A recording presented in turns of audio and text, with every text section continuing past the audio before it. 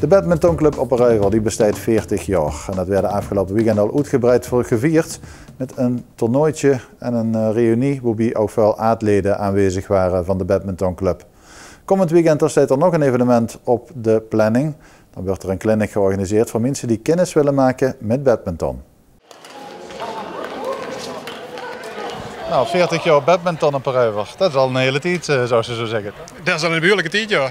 Dat laten we niet ongemerkt voorbij gaan. We hebben daar een jubileumcomité voor opgericht en die heeft gekeken wat gaan we doen, wat willen we doen met 40 jaar. En het belangrijkste is dat we zoveel mogelijk atleten weer bij elkaar krijgen. Daar hebben we was nu een toernooi georganiseerd waar heel veel atleten aan meedoen. Aansluitend een buffet wordt er nog meer naar komen en aansluitend de feestoven wordt er nog meer komen. Dus gezellige dag vandaag. Dus eerst met de commissie zijn we begonnen om de boel bijeen te zitten, zeg maar. En dan hebben we een dag georganiseerd voor leden en oudleden, want dat is heel belangrijk. Maar het jubileumtoernooi een jaar is langer dan vandaag. We hebben een openingsreceptie gehad. We gaan nu voor de senioren en oudleden. In juni hebben we nog gehad voor de junioren en dan hebben we nog een keer een clinic geschoten en een afscheidsreceptie op het eind van het jaar.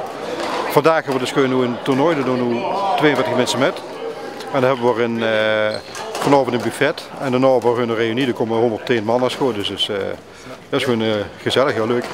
40 jaar geleden is er één mens op het idee gekomen om te gaan badmintonnen hier op Ruiver.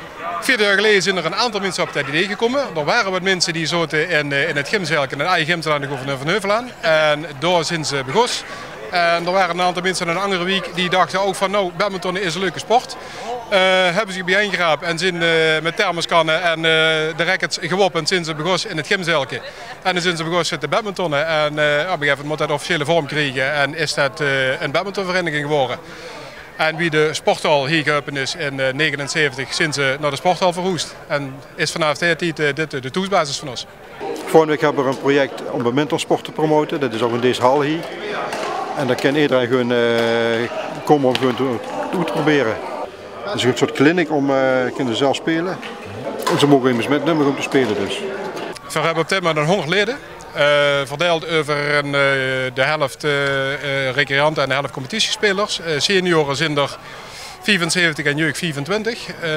We hebben 150, 160 leden gehad vroeger. Maar ja, alle verenigingen kampen een beetje met terugloop. Ook voor. En we hebben nu een leuk ledenaantal wat goed zijn best uit. Kunt je in ieder geval een groot feestje met maken met 100 man? Daar kunnen we een groot feestje met maken, absoluut. Zeker weten. We gaan beginnen. Start.